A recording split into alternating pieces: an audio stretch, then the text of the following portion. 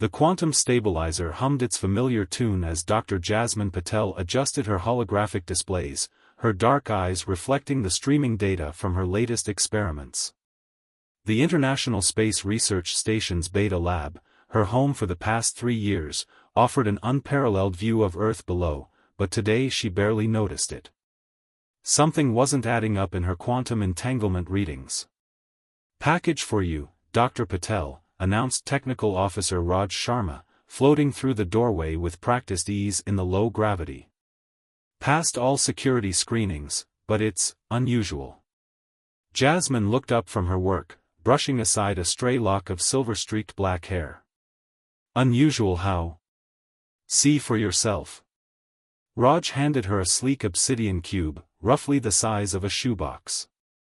It bore no markings except for a single symbol that seemed to shift and change when viewed from different angles. It arrived on this morning's supply shuttle. No sender information. The cube felt warm to the touch, almost alive. Jasmine's scientific curiosity immediately overcame her natural caution. She placed it on her workbench and ran her fingers along its seamless surface. "Have you ever seen anything like this material before?" Raj shook his head. "Never. And I've processed thousands of packages through station security. The scanners couldn't penetrate it, but they confirmed it's not dangerous. Just weird." As if responding to their discussion, a line of light appeared along one edge of the cube.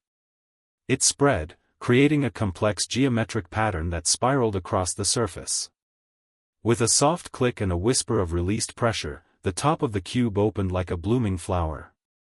Inside, nestled in a cradle of what appeared to be liquid metal, was a sphere about the size of a tennis ball. It glowed with a gentle golden light, pulsing slowly like a heartbeat. Suspended above it was a holographic message, written in elegant script. "To the one who seeks understanding, within this vessel lies a fragment of creation itself. Use it wisely, for it holds both salvation and destruction. The children of Soul must learn to dance with the children of Centauri before the great fire comes." "That's cryptic," Raj whispered, leaning in for a closer look. "And beautiful." Jasmine carefully lifted the sphere from its cradle. It was surprisingly light, and the glow intensified at her touch. The surface was neither hot nor cold, defying thermal physics. She placed it in her scanning chamber, eager to understand its composition. "Dr. Patel," the station's AI announced suddenly, "I'm detecting unusual quantum fluctuations emanating from your laboratory. Additionally, a Centauri diplomatic vessel has just requested emergency docking clearance." Jasmine exchanged worried looks with Raj. The Centaurians, humanity's first and only confirmed alien contact, rarely visited Earth space without months of prior arrangement. An emergency request could only mean trouble. The sphere's pulsing quickened, synchronizing with a new pattern of lights dancing across the station's quantum sensors. As Jasmine began recording the phenomenon, her computer screens flickered with incoming data that threatened to overwhelm the system. "The Centauri ship is carrying Ambassador Zil-9 himself," the AI continued. "He's requesting immediate audience with the station's leading quantum physicist." "That would be you, Dr. Patel." "Of course he is," Jasmine muttered, already seeing the connection. "Raj, help me set up the diplomatic meeting room. Something tells me this isn't a coincidence." As they prepared for the ambassador's arrival, the sphere continued its rhythmic pulsing, casting golden shadows that danced across the laboratory walls. In those shadows, Jasmine could almost make out patterns, equations and diagrams that seemed just beyond her understanding. The mystery of the sunbox would have to wait. But as she secured it in a quantum-shielded container, Jasmine couldn't shake the feeling that she was holding something that would change the course of human history. The real question was, would that change be for better or worse? The sound of the docking clamps engaging echoed through the station. Ambassador Zil-9 and whatever urgent message he carried were about to add another layer to an already complex puzzle. Jasmine straightened her uniform and took a deep breath. Years of scientific training hadn't prepared her for anything like this, but she was ready to face whatever came next. After all, she thought, the greatest discoveries in human history had often come from moments exactly like this, when the unexpected and the impossible collided, forcing us to expand our understanding of what could be real. Ambassador Zil-9 moved with liquid grace despite his towering, crystalline form. His translucent body refracted the station's lights into rainbow patterns that danced across the meeting room walls. Behind him stood his chief scientist, Venthor, whose darker crystalline structure seemed to absorb light rather than reflect it. Dr. Patel, Zil-9's voice resonated at a frequency that made the coffee in Jasmine's cup ripple. We detected a quantum signature from your station that matches an ancient prophecy of our people. Show us what you found. Jasmine glanced at Station Commander Reina Santos, who gave a slight nod. With careful movements, Jasmine removed the sunbox from its container. The sphere's golden light seemed to intensify in the presence of the Centaurians, its pulses becoming more rapid and complex. Venthor moved forward, his crystalline appendages extending sensitive measurement arrays. Impossible, he whispered, the word creating harmonics that made the station's windows vibrate. This is stellar forge technology. We thought it was just a myth. The what technology? Commander Santos asked, her hand unconsciously moving to the sidearm at her hip. The stellar forge, Ambassador Zil-9 explained, his voice grave. According to our histories, it was created by the precursors, a civilization that vanished 10 million years ago. They learned to capture and miniaturize stellar matter, creating portable stars for purposes we never understood. Until now. The sphere suddenly projected a new hologram, far more complex than the original message. It showed a star system, Alpha Centauri, with waves of energy cascading from its central star. The image zoomed in, revealing planetary defense systems failing under the onslaught. This is what we came to warn you about, Venthor said. Our long-range stellar observations indicate a massive solar flare building in Alpha Centauri A. When it releases, it will not only devastate our home system but will reach Earth as well. The radiation alone will end all life on both our worlds. Jasmine studied the hologram, her mind racing. These patterns in the sphere's pulses, they're not random. They're equations. Look at this. She grabbed a datapad and began transcribing the mathematical sequences hidden in the light show. It's showing us how to contain and redirect stellar energy on a massive scale. The stellar forge wasn't just a power source, Zil-9 realized. It was a warning system, left behind by the precursors. They must have known this would happen. A new alarm blared through the station. Doctor, the AI announced, the sphere is increasing its energy output exponentially. Current containment may not be sufficient. The golden light had turned harsh, almost blinding. Mathematical formulas and engineering diagrams now filled the air around them, projected in 3 dimensions. Among them, a new message appeared. Time grows short. The keys to survival lie in unity. Apart, your civilizations will fall. Together, you might survive what comes. These are blueprints, Venthor exclaimed, his crystalline form vibrating with excitement. But the engineering principles, they require both human quantum manipulation techniques and Centaurian crystal technology. Neither of our species could build this alone. Commander Santos stepped forward. Then we work together. Dr. Patel, you and Venthor have full access to station resources. Ambassador, I assume you'll want to contact your government? There's no time, Zil-9 replied. The bureaucrats would debate this until the flare consumes us all. I invoke emergency protocols. Venthor speaks for Centauri science with my full authority. As if responding to their decision to cooperate, the sphere's light stabilized, settling into a steady, warm glow. But somewhere in the station, unnoticed by the others, a shadow moved. A figure hunched over a communications terminal, sending an encrypted message to an unknown recipient. The stellar forge has been found. The prophecy begins. Shall I proceed with disruption protocols? The response came almost instantly: maintain observation only. The true test is not whether they can build the device, but whether they will use it correctly. The precursor's trial must proceed as designed.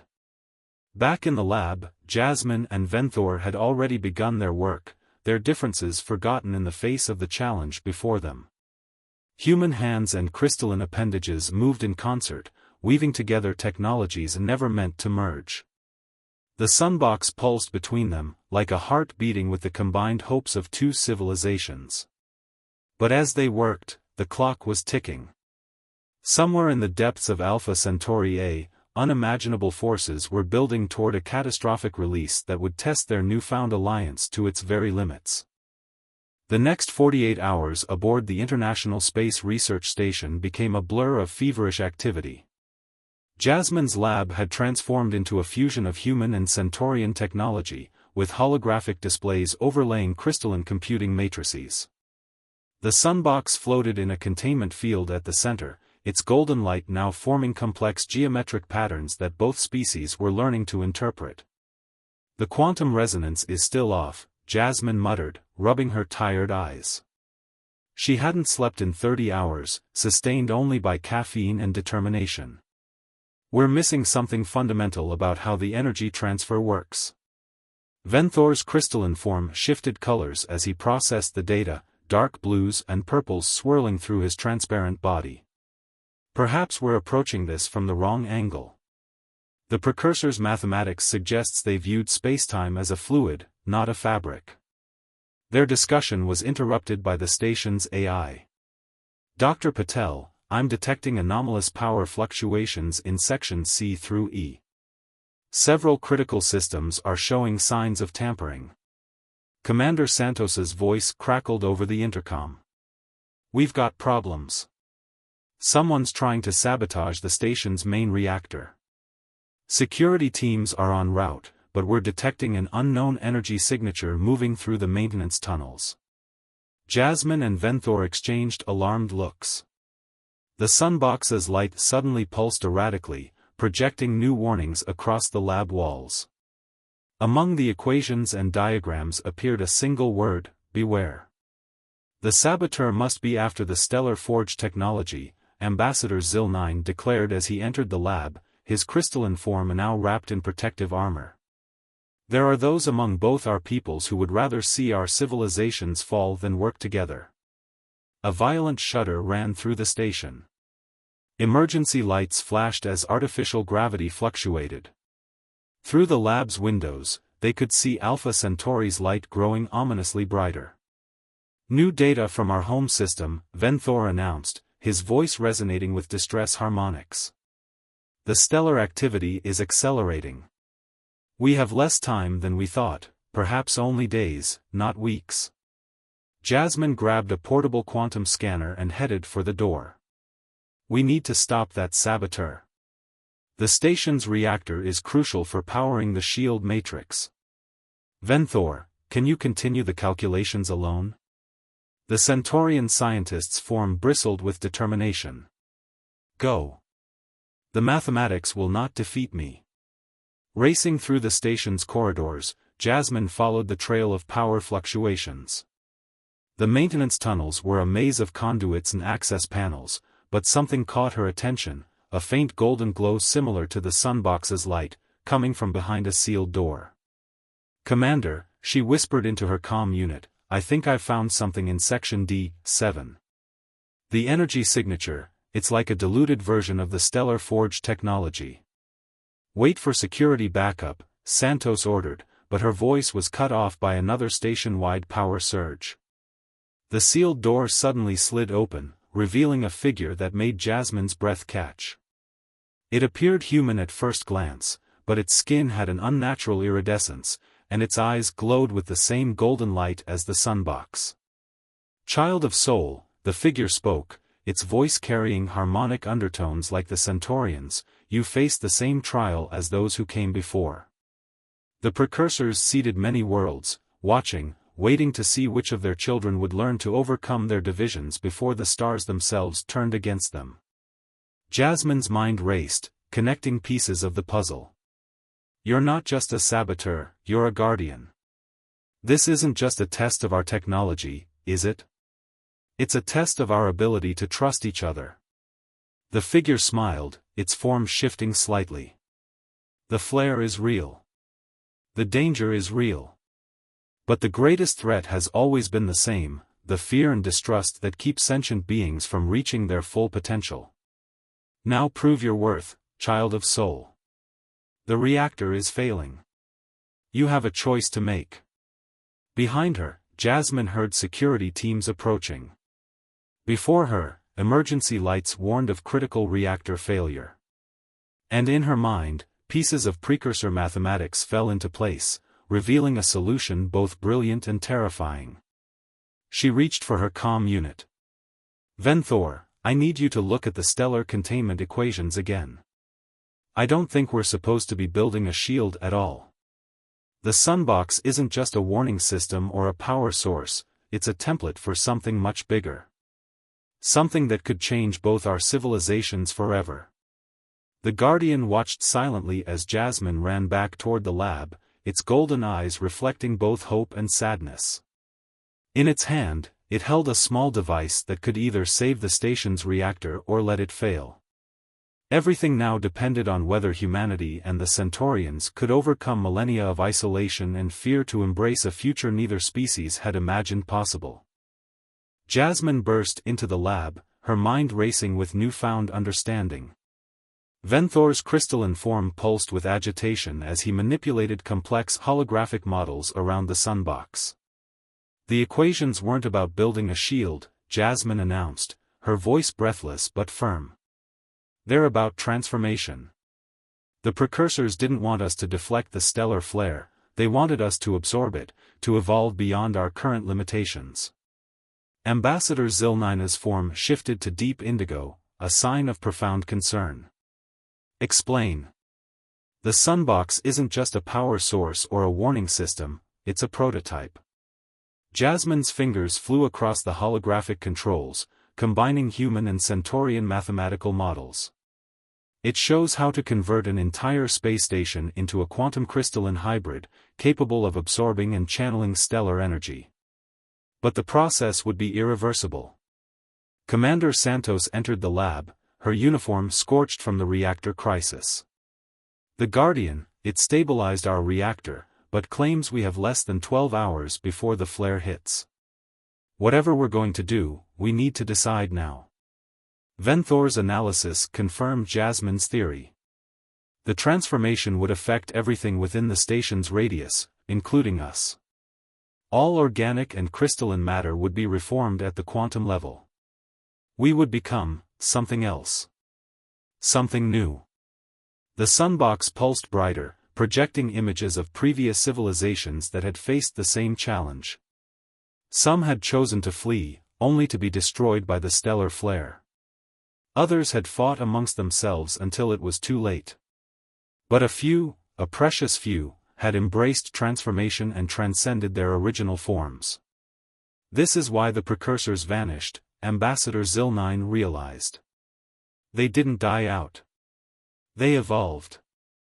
And now they're offering us the same chance. The station shuddered as another power surge struck. Through the windows, Alpha Centauri's light had become blindingly intense. The first waves of the stellar flare were beginning to reach them. If we do this, Commander Santos said, we're making this decision for everyone on this station. 300 humans and Centaurians. We're choosing their fate without their consent. Not necessarily, the Guardian's voice echoed as it entered the lab, its form now shifting between human and crystalline aspects. The transformation can be contained to the primary research module. Those who choose to participate may remain. Others can evacuate to the emergency shuttles. Jasmine looked at the sunbox, understanding finally what the precursor's message had truly meant. The children of Sol must learn to dance with the children of Centauri. They weren't speaking metaphorically. This transformation, it would merge our species' best qualities. Our adaptability, their resilience. Our creativity, their wisdom. The evacuation order has been given, Commander Santos announced. We have 30 minutes until the transformation must begin, or we lose our chance forever. What followed was a scene unlike any in human or Centaurian history. As emergency shuttles departed with those who chose to remain as they were, others made their way to the research module. Humans and Centaurians who had worked together, who had learned to trust across the boundaries of biology and culture, who were willing to take the ultimate leap of faith. Jasmine stood before the sunbox, her hand intertwined with one of Venthor's crystalline appendages. Around them, 60 volunteers, a mix of both species, prepared for the unknown. The flare approaches, the Guardian announced. Choose now. With trembling fingers, Jasmine initiated the sequence. The sunbox's light exploded outward, enveloping everything in golden radiance. She felt her consciousness expanding, merging with Venthor's crystalline thought patterns. Around them, humans and Centaurians began to transform, their forms blending into something gloriously new. As the stellar flare struck the station, the Guardian smiled. Another seed had blossomed, another civilization had passed the test. And in the heart of the transformed module, where neither human nor Centaurian now existed as they once were, a new form of consciousness awakened to find the universe transformed by newfound understanding. 1 year after the transformation, the International Space Research Station had become something unprecedented in the history of both civilizations. Its walls now shimmered with crystalline organic patterns, pulsing with the same golden light that had once emanated from the sunbox. But the physical changes paled in comparison to what had happened to those within. The 60 volunteers who had chosen to remain, 32 humans and 28 Centaurians, had evolved into beings that defied traditional classification. Their new forms combined the adaptability of human biology with the crystalline resilience of Centaurian physiology, creating something entirely new. They called themselves the Synthesis. Jasmine Venn, as they had become known, stood at the observation deck, their forms shifting between translucent crystal and organic matter as naturally as breathing. Through their enhanced senses, they could perceive quantum fluctuations in spacetime itself, watching the delicate dance of subatomic particles that made up the fabric of reality. The diplomatic delegation is arriving, announced Commander Santos's voice over the station's comm system. She had chosen to remain human, serving as a crucial bridge between the transformed station and the rest of humanity. They're eager to see the results of the new stellar energy collection system. The transformation of the station had done more than save their lives from the solar flare. It had given them the ability to harvest and store stellar energy in ways that neither humans nor Centaurians had thought possible. Energy scarcity, once a limiting factor for both civilizations, was becoming a thing of the past. Understanding grows slowly, observed the Guardian, who had remained aboard the station as an advisor and observer. Its form now matched those of the Synthesis, suggesting it had always been one of the transformed precursors. But it grows nonetheless.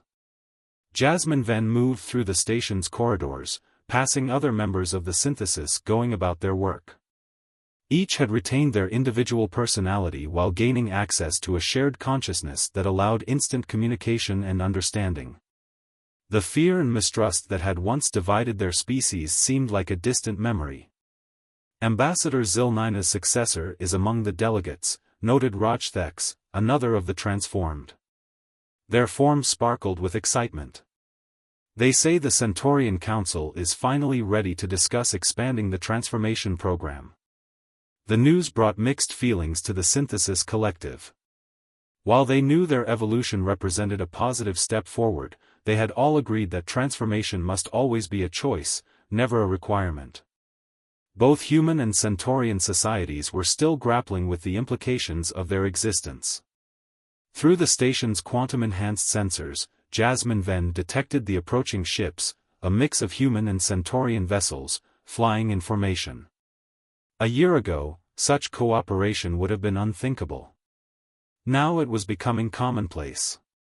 Show them everything, the Guardian advised. The failures as well as the successes. They must understand that evolution is never perfect, but always necessary. Indeed, the path hadn't been easy. Not all of the transformations had gone smoothly. Some volunteers had struggled to integrate their new consciousness, requiring months of adaptation. Others had discovered abilities that scared them, forcing the synthesis to develop strict ethical guidelines for their growing powers. As the diplomatic ships docked, Jasmine Venn prepared the demonstration that would show both civilizations their possible future. In the station's central chamber, they had recreated the original sunbox on a larger scale, a contained star that burned with the combined knowledge of 3 species. "We are not the end of evolution," Jasmine Venn announced to the assembled delegates, their voice carrying both human warmth and Centaurian harmonics.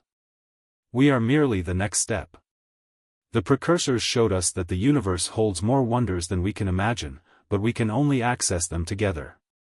The gathered diplomats watched in awe as the synthesis demonstrated their ability to manipulate matter and energy at the quantum level. But more impressive than any technological achievement was the obvious joy and unity they witnessed among the transformed beings. "The children of Sol and Centauri have learned to dance," the Guardian observed quietly. "And their dance has only begun." As the diplomatic discussions continued below, Jasmine Venn returned to the observation deck. The strange symbol that had marked the original sunbox now adorned the station's hull, visible from space, a reminder of how far they had come and how far they had yet to go. Through the quantum crystalline walls, they could see Earth and Alpha Centauri, the home worlds of their original species. Between them stretched an ocean of stars, each potentially holding more secrets, more tests, more opportunities for growth. The precursors had given them the key to unlock their potential, but what they did with that potential was up to them. The sunbox that had started it all now sat in a place of honor in the station's museum section, its light dimmed but its purpose fulfilled.